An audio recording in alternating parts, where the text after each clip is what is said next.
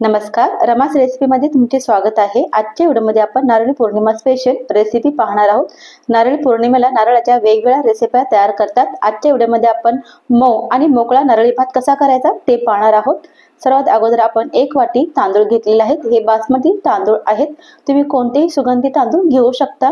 1 वाटी घेतलेले आहे, त्या वाटीनेच आपण सर्व प्रमाण मोजणार आहोत। पाव किलो हे तांदूळ आहेत। 1 वाटी तांदूळ स्वच्छ साफ करून घ्यायचे आहेत। त्यानंतर त्याला 2 ते 3 पाण्याने धुवून घ्यायचे आहेत। हलके असं चोळून घ्यायचं आहे आणि त्यानंतर आपण याला धुवून घेणार आहोत। तांदूळ आपण स्वच्छ धुतलेले आहेत। आता त्यामध्ये आपण 2 ग्लास पाणी टाकायचं आहे आणि तांदूळ एकदा एकत्र करायचे आहेत व्यवस्थित आणि अर्धा तास झाकून ठेवायचं आहे। अर्धा तास झालेला आहे। यातील जे पाणी आहे ते पाणी आपण काढूया आणि आपण जे तांदूळ आहेत ते वरती चाळणीवरती ठेवलेले आहेत, म्हणजे त्याच्यामध्ये जे एक्स्ट्रा पाणी असेल ते निघेल। 2 वाटी पाणी आपण गरम करायला ठेवायचं आहे।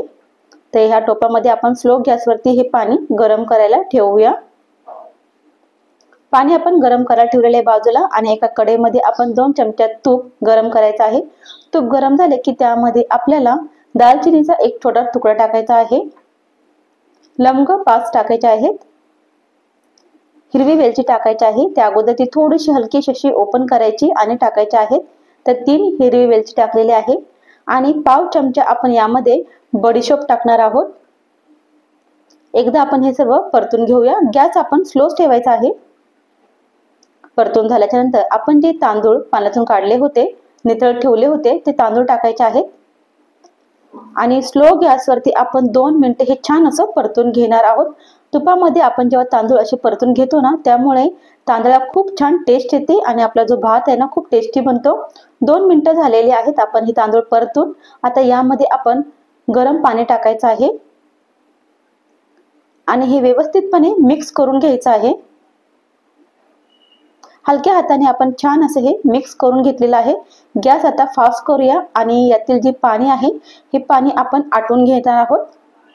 त्या अगोदर आपण चवीनुसार यामध्ये मीठ टाकूया आणि 1 चमचा लिंबाचा रस टाकायचा आहे।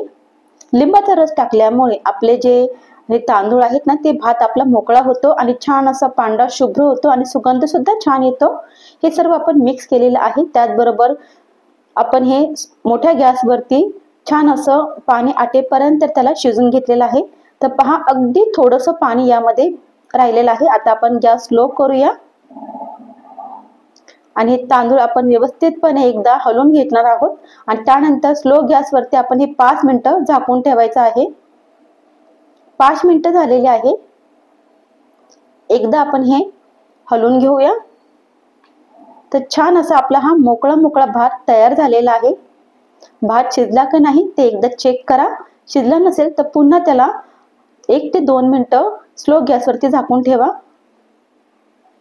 तर इथे आपण एका कढईमध्ये 2 चमचे तूप गरम केलेलं आहे आणि आपण 1 वाटी गूळ घेतलेला आहे। गूळ मी असा बारीक असा कापून घेतलेला आहे।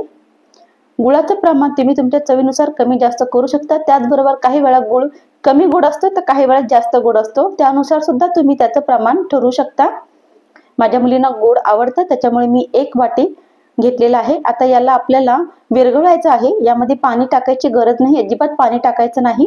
तर पहा, आपला हा जो गूळ आहे छान असा विरघळलेला आहे। गॅस आपण स्लोच ठेवायचा आहे। आपण यामध्ये 1 वाटी ओलं खोबऱ्याचा किस टाकायचा आहे आणि छान असं हे 2 मिनिटं शिजून घेणार आहोत। गूळ आणि खोबऱ्याचा किस छान असा शिजला पाहिजे, एकजीव झाला पाहिजे, त्याच्यामुळे आपला जो नारळी भात आहे ना खूप टेस्टी बनेल। तर 2 मिनिटं झाली आहेत आणि पहा, छान असं हे आपला नारळाचा जो किस आहे तो शिजलेला आहे। गॅस आपण बंद करूया आणि आपण जो भात शिजला होता तो भात आपण ठेवायचा आहे त्याच्यावरती। गॅस बंदच आहे। एकदा आपण हा भात हलवून घेऊया। छान असा आपला मोकळा मोकळा भात तयार आहे। आता आपण जो नारळ आणि गुळाचं मिश्रण केलं होतं ते यामध्ये टाकायचं आहे आणि हलक्या हाताने हे छान असं मिक्स करून घ्यायचं आहे। व्यवस्थितपणे आपण हे सर्व मिक्स करून घेतलेलं आहे।